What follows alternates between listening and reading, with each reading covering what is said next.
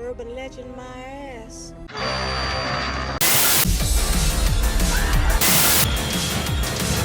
Everybody's a suspect! Coming to get you, Bobber. Wolfman's got Nards!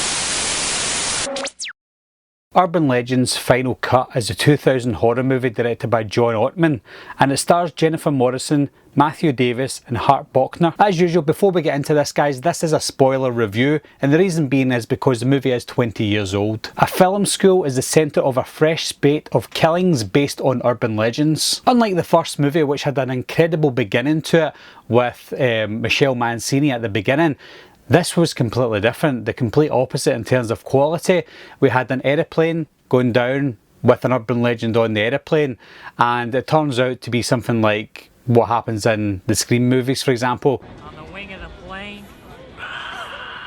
What happens at the start isn't really true because they're just doing some sort of film for their film class. I think the writers of the film tried to make us believe that it was the wrong person too soon, and what I mean by that is, if you look back in Urban Legend 1 with Paul, they gave us subtle hints that Paul could be the killer, and near the end of the movie, in the finale, we suspected the killer to be Paul. That's perfect, that's great. Keeps us on the edge of our seats because we don't know who the killer is, or we don't think we know who the killer is.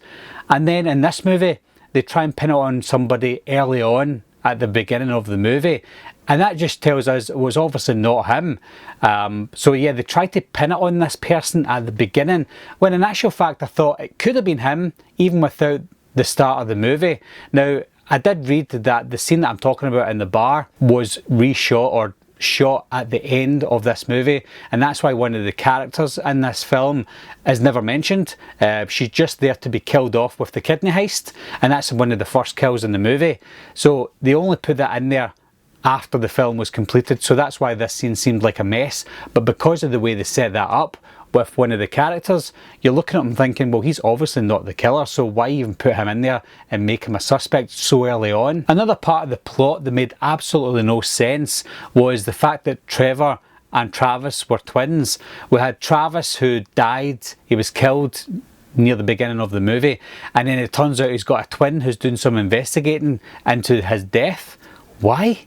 I mean, it just made absolutely no sense whatsoever. There were some really brutal scenes, especially the kidney heist. I think that was my favourite kill in the film, but these don't save the movie because overall, without the killings, the movie is very bland. It made sense to have a different killer's outfit in this movie because the two movies aren't related in characters. There's only two returning characters, Reese, who's the security guard, and obviously Brenda in the end credit scene, but apart from that, the story itself is completely separate. Therefore, it wouldn't make sense for them to have the exact same outfit for the killers or the killer, so it just doesn't make sense. So I like that they changed the outfit, but I preferred the outfit from the first movie. In terms of acting, I think the acting was okay.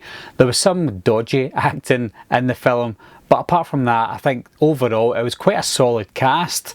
And some of these cast members, again, just like the original movie, went on to do good things. But there were some scenes that maybe you thought, ooh, that acting isn't very good. Okay, that was pretty funny. I don't like what they did with Reese in this film. I liked Reese in the first movie, but in this one, they almost made a mockery of her character. From what she learned and went through in the first movie, you think she would learn from some of her mistakes, but she does the same thing in this film, not believing people. And that's not down to the actress herself. She's great. Loretta Devine, is it?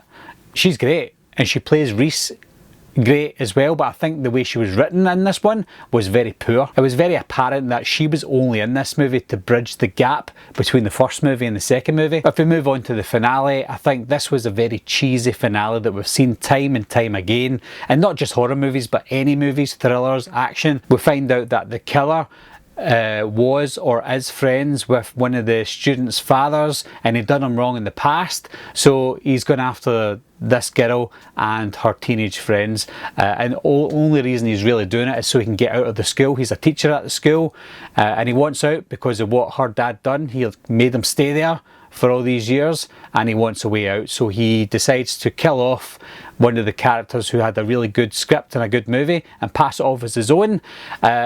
it was a very poor excuse. I think the excuse that Brenda had in the original Urban Legend was a lot better than this one.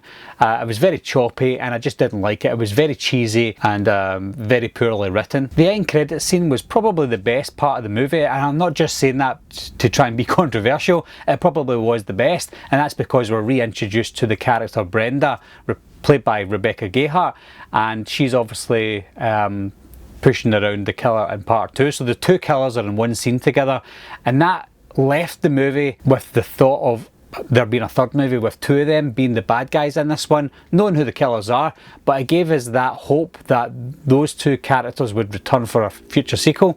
That obviously didn't happen. I think obviously Rebecca Gayheart's private life caused issues in 2001 with the lawsuit and things with the 9-year-old boy she accidentally killed, so I think that maybe halted, if not completely wiped out, a chance for a return of Brenda. So that was disappointing, but obviously understandable. Apart from the good cast and the fairly okay acting, I think one other positive that I can bring from this movie was it made me want to make movies when I was a kid.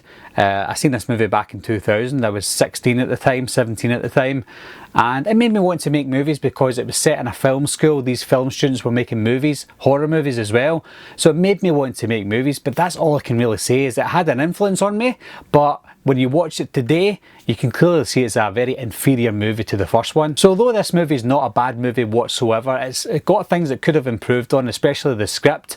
But what are your thoughts on this movie, guys? Did you like it as much as the original movie? Because I know the original movie is not loved by everyone. But leave your thoughts and comments down below. As always, guys, thanks a lot for watching again. Thanks for subscribing. I'll see you soon. Bye bye.